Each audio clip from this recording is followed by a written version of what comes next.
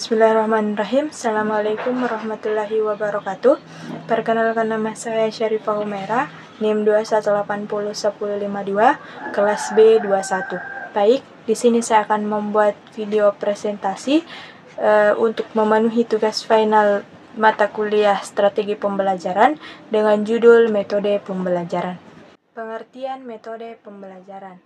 Metode pembelajaran merupakan cara-cara atau strategi-strategi dalam mengajarkan materi pembelajaran. Metode ini meliputi proses dan cara melakukan pengajaran agar peserta didik dapat lebih mudah memahami materi yang diajarkan. Adapun metode pembelajaran yang umum digunakan ada 4. Yang pertama yaitu ceramah.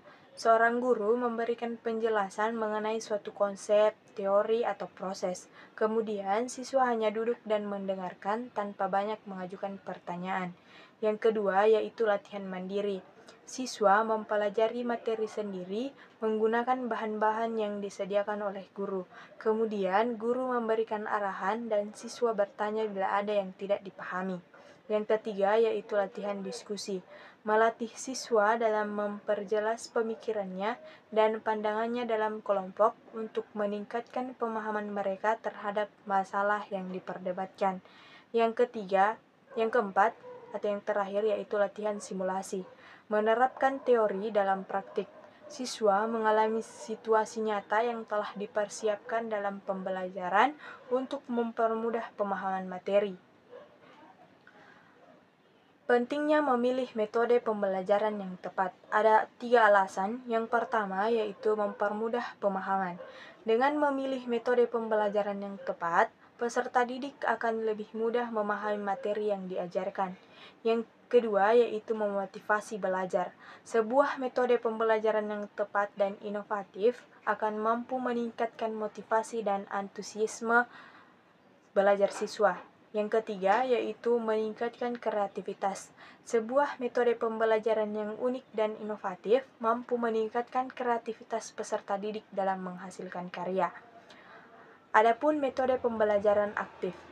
Metode pembelajaran aktif adalah suatu metode pembelajaran yang orientasinya pada pengalaman, yaitu peserta didik yang menjadi pusat kegiatan dan pengalaman belajar yang dilaksanakan secara aktif. Ada 3 contohnya seperti latihan pengalaman. Peserta didik diarahkan untuk mengeksplorasi konsep-konsep melalui praktik langsung, kolaborasi dan diskusi yang diberikan guru.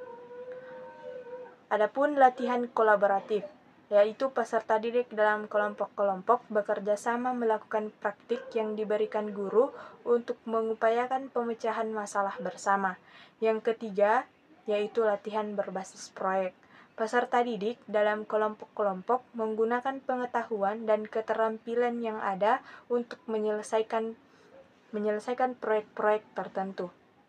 Adapun metode pembelajaran berbasis proyek. Metode pembelajaran berbasis proyek merupakan suatu metode yang bersifat kontekstual yang bertujuan untuk memperkenalkan siswa pada konteks dunia nyata dan simulasi sebenarnya dalam memahami materi pembelajaran tertentu. Adapun tata caranya, yang pertama yaitu penjelasan proyek. Penjelasan proyek diberikan dan siswa dapat mengajukan pertanyaan dan proposal. Yang kedua yaitu persiapan proyek. Siswa mempersiapkan proyek dan memperoleh sumber daya dan membentuk kelompok. Yang ketiga yang terakhir yaitu presentasi hasil proyek. Siswa mempresentasikan hasil proyek mereka pada guru dan kelas. Yang terakhir yaitu metode pembelajaran kolaboratif. Metode pembelajaran kolaboratif merupakan metode pembelajaran yang mendesain pembelajaran dengan berkelompok dalam tujuan menciptakan suatu perkembangan pengetahuan melalui interaksi sosial dan bentuk hubungan individu ke dalam kelompok secara efektif dan efisien. Adapun tata caranya yaitu mind mapping. Siswa merancang proyek pembelajaran dengan membuat gambaran besar konsep pembelajaran. Yang kedua yaitu peer tutoring. Salah satu siswa menjelaskan dan menginstruksikan siswa lain untuk pemahaman materi yang mudah. Yang ketiga yaitu critical thinking. Cara belajar yang mengkombinasikan pemikiran kritis matriks yang dan bertukar pikiran antar individual dengan mencari solusi terbaik dalam suatu masalah. Yang terakhir yaitu collaborative writing. Pembelajaran yang kolaboratif menggunakan penulisan bersama yang dapat meningkatkan kemampuan menulis dan mengejar ide-ide yang lebih baik dan efisien. Baik, sekian dari saya. Assalamualaikum warahmatullahi wabarakatuh.